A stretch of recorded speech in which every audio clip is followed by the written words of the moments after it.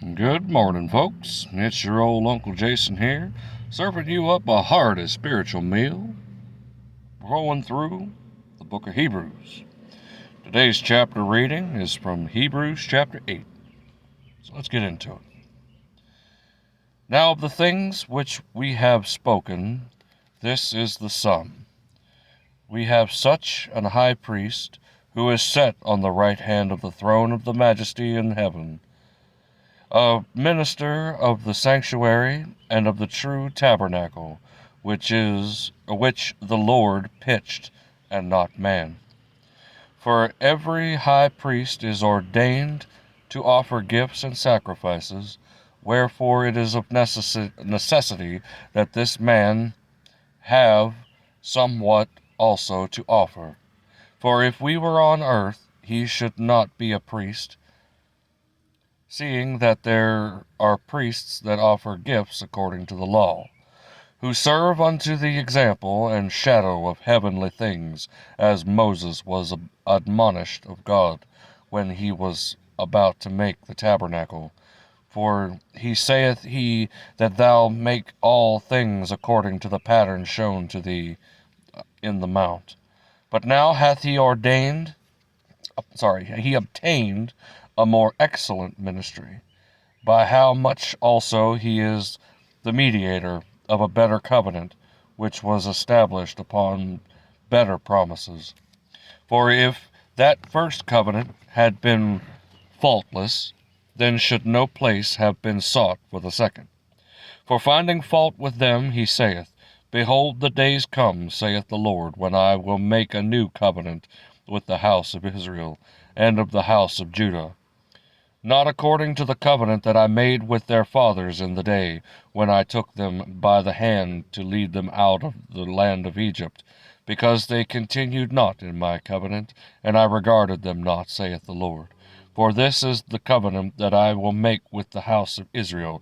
For those days, saith the Lord, I will put my laws into their minds, and write them in their hearts, and I will be to them a God, and they shall be my people.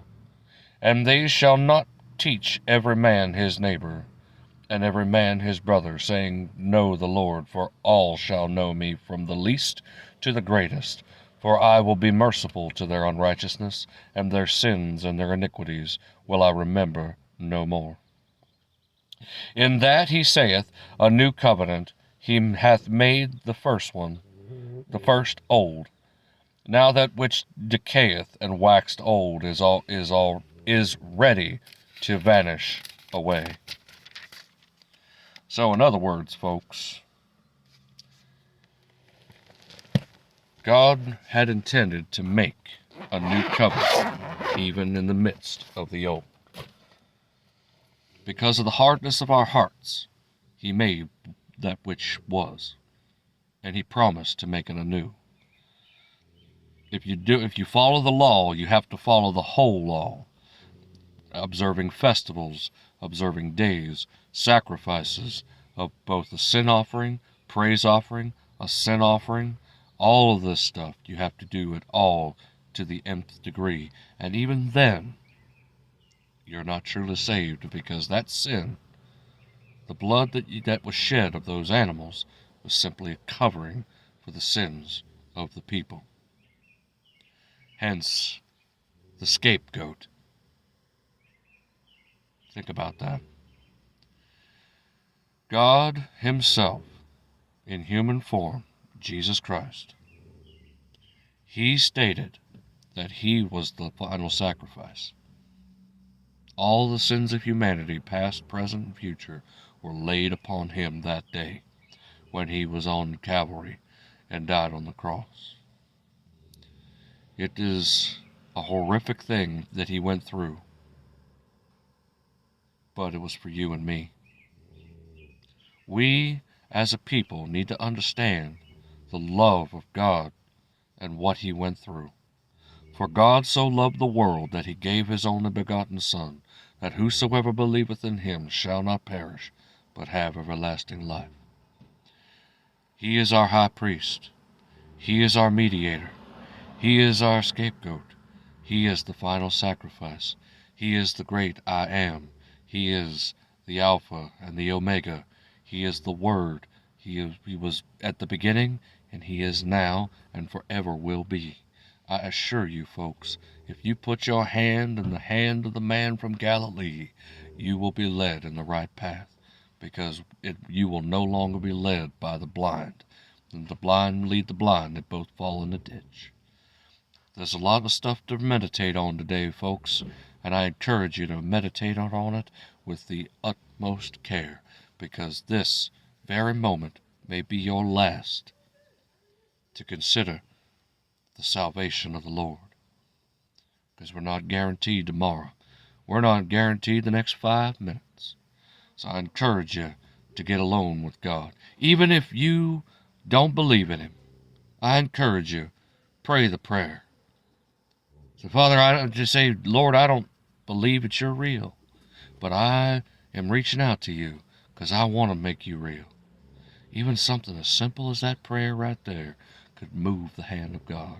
I have seen testimony after testimony after testimony of atheists that have prayed a similar prayer like that, and they came to know the Lord because the Lord answered them. He saw in their heart that they meant business with Him. And I'm going to tell you right now, you could say you hate the Lord, and you say He doesn't exist. But by your own logic, I asked you, how can you hate something that you say doesn't exist? Think about that next time you go to say you hate the Lord.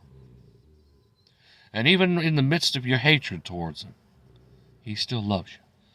And He's willing and able to forgive and set you back where you once was. What He does for one person, He'll do for another. He's no respecter of persons. If you call upon His name with a humble and contrite spirit, He will in no wise reject you. But a haughty and a proud spirit He'll reject every time. I can't tell you how many prayers I prayed to the Lord in emotional and spiritual turmoil. I cried with all earnest unto the Lord, and I got my answer.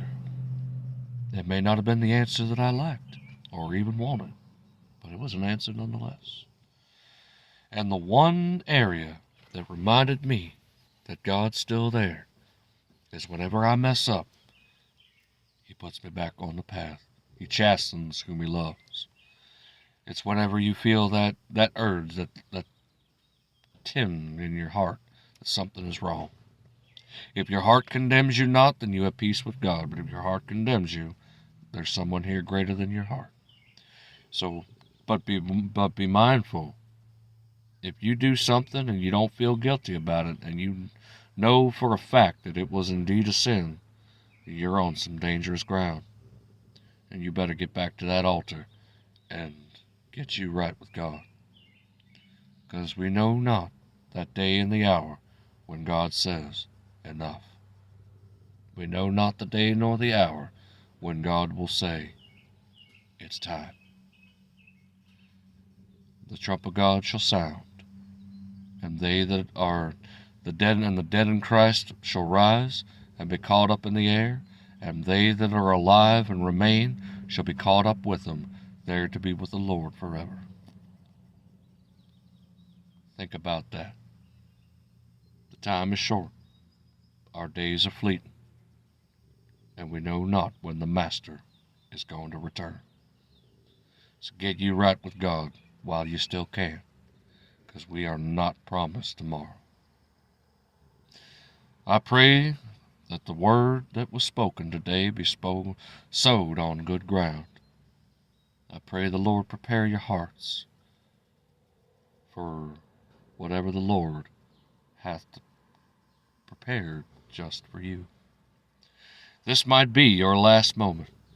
This is your last chance to get right with God. So I encourage you to get right with God, to put your hand in the hand of the man from Galilee and get you going on that right path. Until we meet again, folks, stay safe, stay blessed, and as always, Let's stay in the shadow of the Almighty. This is your old Uncle Jason, signing off.